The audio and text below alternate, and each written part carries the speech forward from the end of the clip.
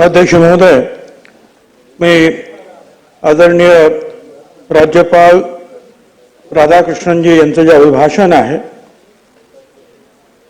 त्यांचा जो अभिनंदनाचा ठराव मांडलेला आहे त्याला पाठिंबा देण्यासाठी उभा आहे. अध्यक्ष महोदय, मी सगळ्याच विषयावर नाही बोलणार, काही विषयावर बोलणार. पहिलं म्हणजे की याच्यामध्ये महाराष्ट्र कर्नाटक सीमा प्रश्नाचा जो आहे उल्लेख आहे. अध्यक्ष महोदय, मला एवढंच सांगायचं आहे की संपूर्ण महाराष्ट्राच्या दृष्टीनं ही आपली सगळ्यांची एक दुखरी नस आहे की आज 60-65 वर्षापासून चाललेला लढा याच्यामध्ये आपल्याला न्याय मिळू शकला नाही. ही अतिशय दुःखदायक त्रासदायक अशी घटना आहे. माझी विनंती राहणार आहे की मुख्यमंत्र्यांनी या बाबतीमध्ये अधिक लक्ष देऊन काय करता येईल ते पाहायला पाहिजे. या देशामध्ये 14% जास्त आपलं योगदान आहे. 15 लाख कोटीपेक्षा जास्त गुंतवणुकीचे सामंजस्य करार झालेले आहेत. चांगलं काम चाललं आहे. 3,500 एकर औद्योगिक भूखंड वितरित करण्यात येणार आहे आणि 10,000 एकर जमीन अधिसूचित करण्यात येणार आहे. ही चांगली गोष्ट आहे. उद्योगधंदे वाढले पाहिजे. माझं एकच म्हणणं आहे, हे स्पेशल प्रोजेक्ट्स 1000 कोटी असतील तर 1000 कोटी रुपये त्यांना परत परतावा मिळतो. चांगली गोष्ट आहे. राज्यामध्ये हे आले पाहिजे. पण ग्रामीण भागामध्ये सुद्धा जी लहान लहान उद्योग यायला पाहिजे त्याच्याकडे लक्ष द्यायला पाहिजे. आपण हे जमिनी अधिग्रहित करता, त्याच्यावर खर्च करता, त्याचा एकूण खर्च किती आणि आपण ज्यावेळेला लहान लहान लोकांना आपण ज्या वेळेला ते भूखंड देता त्याची किंमत किती याचा कधीतरी विचार करण्यात पाहिजे. जर आपण फक्त स्पेशल प्रोजेक्टच्या बाबतीमध्ये आपण एवढा विशाल दृष्टिकोन जर ठेवला तर मग लहान लहान गावांमध्ये ज्या राज्याच्या हे जे लहान लहान भूखंड आहेत याच्या बाबतीमध्ये स्पेशल मीटिंग घेऊन हे स्वस्तात कसे मिळतील, त्वरित कसे मिळतील हे पाहण्याची गरज आहे. अध्यक्ष महोदय, रेशीम खरेदी आणि बाजारपेठेच्या संदर्भामध्ये आणि रेशीम कसं वाढवावं याबद्दल जे आहे हा एक पॅराग्राफ आहे. माझ्या येवला मतदारसंघामध्ये हे पैठणीचं काम चालतंय. रेशीम लागतोच आहे. बंगलोरहून आणावं लागतं, इकडून तिकडून आणावं लागतं. या रेशीम उद्योगाचं रेशीम शेतामध्ये रेशीम निर्माण करण्याचं काम पूर्वी सुद्धा सुरू झालं, पण त्यांना अनुदान मिळालं नाही म्हणून ते काम तिथल्या शेतकऱ्यांनी बंद केलं. ते काम असं बंद करणार नाही याची काळजी आपल्याला घ्यायला पाहिजे. अध्यक्ष महोदय, आता नागपूर गोवा शक्तीपीठ मार्ग होणारा 83,000 कोटी रुपये खर्च करणार. उत्तम. त्याचबरोबर 7,480 किलोमीटरचे सिमेंट कॉन्क्रीटचे रस्ते करणार आहोत. अध्यक्ष महोदय, आपल्या माध्यमातून सरकारला सांगायचं आहे, PWDचे मागचे पैसे दिले नाहीत म्हणून कामं बंद आहेत. त्या आमदारांना विचारा, त्यांचे थोडे पैसे द्या ना. पण हे सगळे मोठे रस्ते तुम्ही करणार, पण ग्रामीण रस्त्यांचं काय करणार तुम्ही? जिल्ह्यातल्या काही रस्त्यांचं तुम्ही काय करणार? त्यांना थोडे पैसे देणार की नाही? मला तर असं कळलंय की फक्त नवीन जे आमदार आहेत त्यांना काही फंड्स मिळतील. मी फक्त ऐकलं म्हणून सांगतोय, मला नक्की माहिती नाही. आणि आमचे जुने जे आहेत कदाचित फार मोठा आकडा आहे, परंतु त्यांना पैसे जर नाही मिळाले तर काय सांगायचं आम्ही आमच्या मतदारसंघामध्ये. अध्यक्ष महोदय, या राज्यानं चांगलं काम केलंय म्हणून तर हे एवढ्या मोठ्या प्रमाणामध्ये सगळे आमदार निवडून आले. एवढ्या मोठ्या प्रमाणामध्ये भक्कम सरकार महाराष्ट्राला मिळालं. परंतु आता ह्या आमदारांना जे आहे हे थोडे द्या, पण प्रत्येकाला आपण कसे मदत करणार आहोत रस्त्यांच्या कामासाठी त्याचा विचार करा. अध्यक्ष महोदय, इथे बसच्या बाबतीमध्ये बोलण्यात आलं. मी बोललो ना, पेंडिंग बिल कॉन्ट्रॅक्टरांनी कामं बंद केलेली आहेत हे बोललो. अध्यक्ष महोदय, एक बसचा विषय इथे आहे 11 नंबरला 19 नंबरला म्हणून बोलतोय. मुंबईतली बीएसटीची सेवा किती वाईट झालेली आहे आपल्या सगळ्यांना कल्पना आहे. पूर्वी ही बीएसटीची सेवा ही म्हणजे Bombay electric supply and transport company, बरोबर. म्हणजे इलेक्ट्रिक सप्लाय आणि ट्रान्सपोर्ट हा एकत्रित ठेवल्यामुळे इलेक्ट्रिक मध्ये जेवढे काही आपल्याला जास्त पैसे मिळायचे ते आपण ट्रान्सपोर्टकडे वळवायचं, म्हणून ते ट्रान्सपोर्ट चालवायचं. अख्ख्या जगात कुठलंही पब्लिक ट्रान्सपोर्ट हे फायद्यात नाही. त्याला सरकारनं पैसे द्यावेच लागतात, मदत करावीच लागते. आणि म्हणून आता मध्यंतरी असं झालं की ती इलेक्ट्रिक कंपनी बाजूला काढली, त्याचे पैसे काही त्या ट्रान्सपोर्टला द्यायचे नाही बीएसटीच्या, आणि त्यामुळे ही बीएसटीची जी आहे अतिशय डबघाईला आलेली आहे. एवढंच मला सांगायचं, याचा विचार करायला पाहिजे. अध्यक्ष महोदय, नगरोत्थान अभियान जो आहे त्याच्यामध्ये सुद्धा तातडीनं जे आहे काम करणं आवश्यक आहे. चांगलं आमचे एक पाण्याचा प्रश्न आहे. माजी मुख्यमंत्री एकनाथराव, आजी मुख्यमंत्री फडणवीस साहेब, परत एकनाथराव, सगळ्यांची पत्र पाठवली, पण तिथले ते आमचे जे काही काय म्हणतात ते सचिव, प्रधान सचिव, ते काहीतरी SLTC मीटिंग घ्यायला वेळ नाही आहे त्यांना. किती वेळ लागतो मीटिंग घ्यायला? लोकांच्या प्यायच्या पाण्याचा प्रश्न आहे, त्यांना आपल्याला सांगायला पाहिजे. अध्यक्ष महोदय, मागे त्याला सौर पंप पण सप्लाय होत नाही. कारण फक्त एखाद दुसरी कंपनी मला असं वाटतं आहे, आणि त्यांच्याकडे तेवढा जो आहे पंप तयार होत नाही, म्हणून मागणी असून सुद्धा हे सौर पंप जे आहेत आपल्याला मिळत नाही. त्या कंपन्या वाढवल्या पाहिजेत, अधिक लोकांकडून जे आहेत त्याची खरेदी केली गेली पाहिजे. अध्यक्ष महोदय, प्रधानमंत्री आवास योजना ग्रामीण अतिशय उत्तम काम. मला असं वाटतं आपल्या या राज्यात यापूर्वी एवढ्या मोठ्या प्रमाणावर गरिबांसाठी घरं बांधण्यात आलेली नाही. अध्यक्ष महोदय, पाणलोट क्षेत्राच्या बाबतीमध्ये सुद्धा अध्यक्ष महोदय आपल्याला मला सांगायचं आहे की त्यांचं सुद्धा अनुदान जे आहे हे रखडलेलं आहे. म्हणजे 120 शेतकऱ्यांसाठी एका जिल्ह्यामध्ये आमच्या पैसे पाहिजे आहेत, परंतु पैसे मिळत नाही. हे अनुदान जर दिलं नाही आपण, तर ही शेततळ्याचं काम सुद्धा आपल्याला जे आहे पूर्ण करता येणार नाही. इथेनॉलच्या बाबतीमध्ये तुम्ही म्हटलेलं आहे, चांगली गोष्ट आहे, परंतु धरसोडपणा करता कामा नये. मध्ये जे इथेनॉल सुरुवात केला साखर कारखान्यांनी आणि सांगितलं आता साखर कमी पडते, इथेनॉल बंद करा. सगळ्यांच्या गळ्याला फास लागला होता. माझं एवढंच म्हणणं आहे की इथेनॉल निर्माण करायलाच पाहिजे, धरसोडपणा करता कामा नये, एवढंच मला सांगायचं आहे.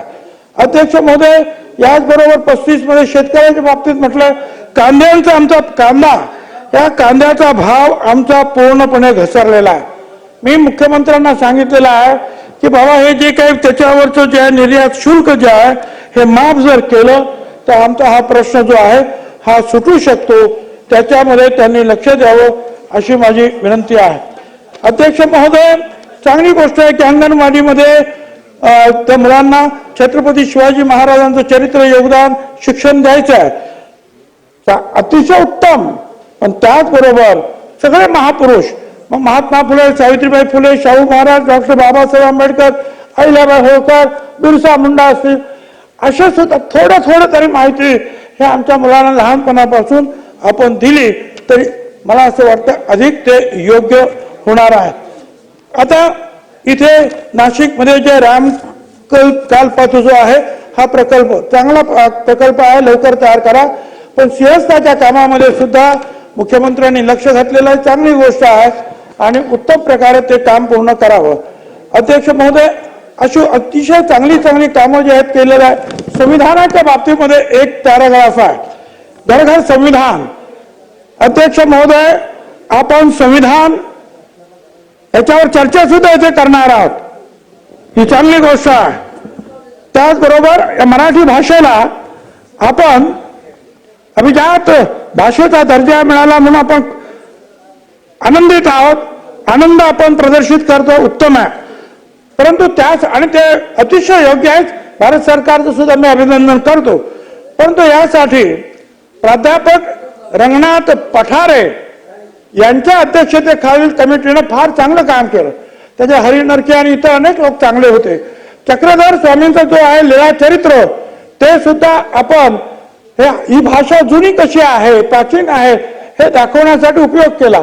मला असं वाटतं की त्यांचा सुद्धा या सगळ्या गोष्टीचा कुठेतरी उल्लेख झाला पाहिजे. आणि नंतर एक शेवटचा मुद्दा जो आहे त्याच्याकडे मी येतो आहे आणि आपण महाराष्ट्राला अधिक समृद्धीकडे नेण्यासाठी प्रयत्न करणार आहोत. अध्यक्ष महोदय, मागच्या काही महिन्यातील त्या राज्यातील काही घटनांनी जे आहे खरं तर हा अख्खा संपूर्ण महाराष्ट्र हादरून गेलेला आहे. यंत्रांचा, तंत्राचा, मंत्राचा हा महाराष्ट्र आपण म्हणतो. संतांचा हा महाराष्ट्र, ज्ञानेश्वरापासून तुकारामापर्यंत सगळे, छत्रपती पासून तर संभाजी महाराजांचे आपण गोडवे गातो आणि त्यांनी कसं राज्य केलं आपण सांगतो. तो आपला हा महाराष्ट्र. महात्मा फुल्यांपासून तर महर्षी कर्वे असतील, भाऊराव पाटलांपर्यंत सगळे अनेक जे आहेत, किती अहिल्याबाई होळकर वगैरे, त्यांचा हा महाराष्ट्र. संत तुकाराम म्हणतात, विष्णुमय जग वैष्णवाचा धर्म, भेदा भेद भ्रमा मंगळ, भेदा भेद असू नये. ज्ञानेश्वर म्हणतात, अवघे विश्वची माझे घर. पण ह्या महाराष्ट्राला अध्यक्ष महोदय कुणाची तरी द्रष्ट लागले. गेल्या काही महिन्यातले काही जी प्रकरणे आहेत, ते बीडचं प्रकरण, देशमुख चित्र पाहवत नाही, खरंच आहे, त्याचा आपण सगळ्यांनी निषेध केला. ही काही कडक शिक्षा व्हायला पाहिजे, ती झालीच पाहिजे. असं ऐकत नाही की त्यांनी कुणी त्याचा निषेध केला नाही, असं झालं नाही, करायलाच पाहिजे. पण अध्यक्ष महोदय, परभणीमध्ये जे आहे बाबासाहेब आंबेडकरांचं जे आहे तिथे असलेलं संविधान, आपण संविधानावर चर्चा करणार, ते एक संविधानाची मोडतोड केली, कोणीतरी केली म्हणून आंदोलन झालं. त्याच्यामध्ये ज्याला पकडण्यात आलं, सूर्यवंशी नावाचा आपला ग्रस्त जो आहे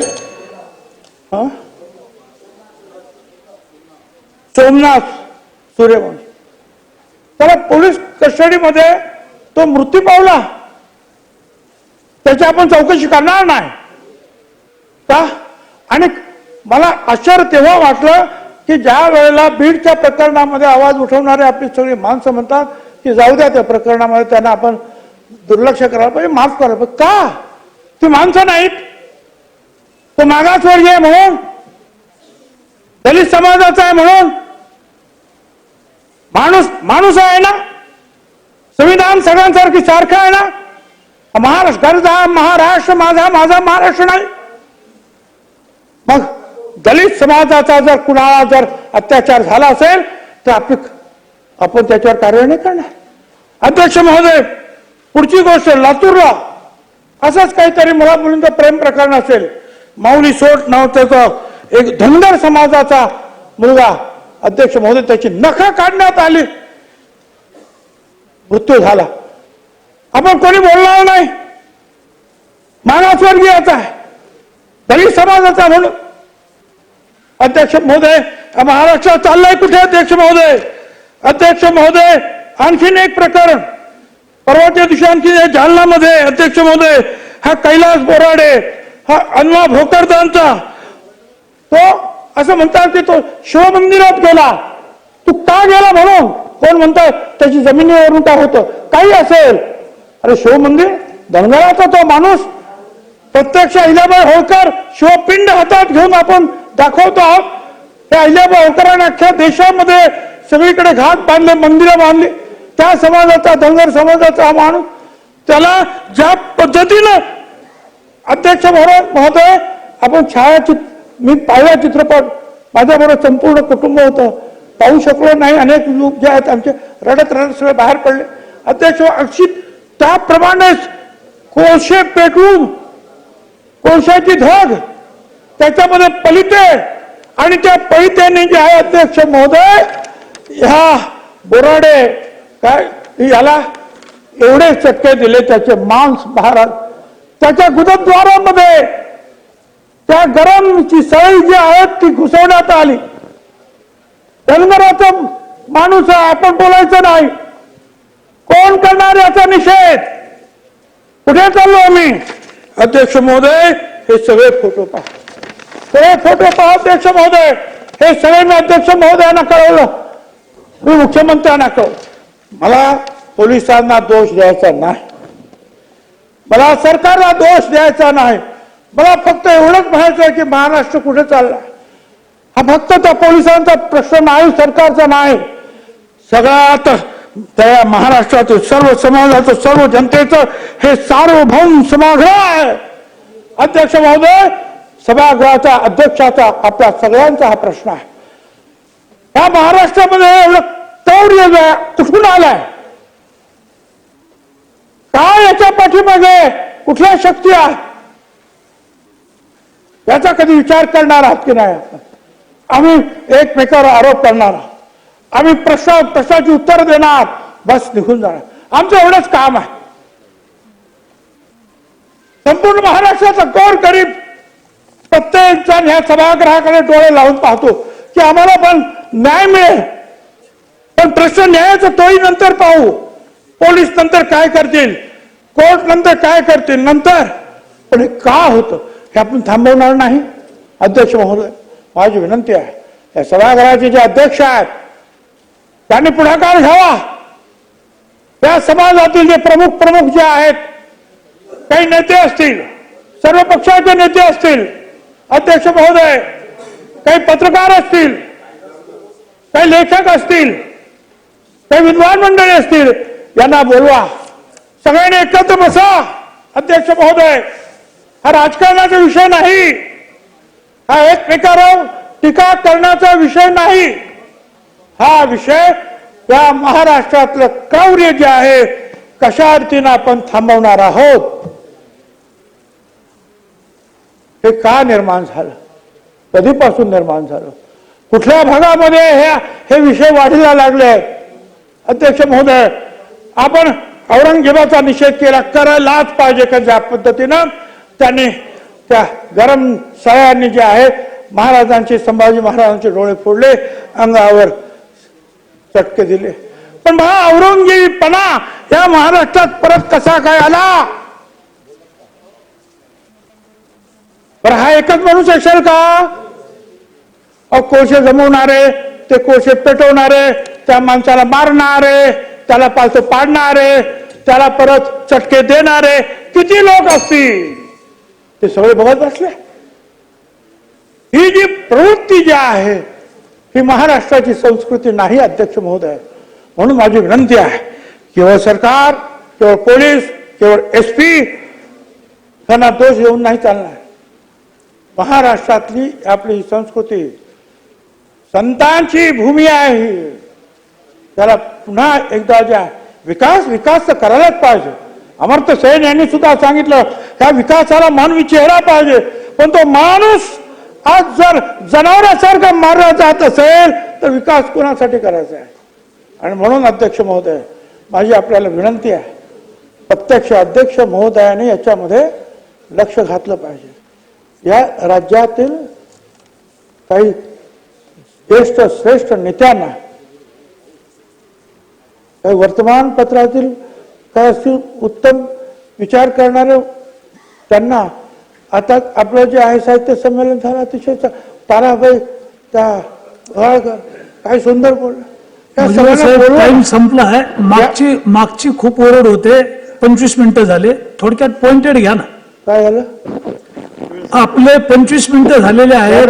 धन्यवाद. थोडी संधी सांगायचं हे सगळं आपण बोलत राहू, परंतु अध्यक्ष महोदयाने महाराष्ट्रातल्या तमाम ह्या लोकांना एकत्र घेऊन हे क्रौर्य कसं संपुष्टात येईल आणि हे जे चटके देणं काय आणि काय करणं, आणि त्या देशमुख असेल, तो माऊली सोट असेल, हा बोराडे असेल, आणखीन कोणी असेल, तो काय सूर्यवंशी असेल, हे प्रकार जे आहेत या राज्याला बिलकुल शोभत नाहीत एवढंच मला सांगायचं आहे. आणि त्यासाठी या सभागृहाच्या अध्यक्षाने पुढाकार घ्यावा ही विनंती करण्यासाठी मी उभा होतो. पुन्हा एकदा राज्यपालांच्या अभिभाषणाबद्दल मी अभिनंदन करतो.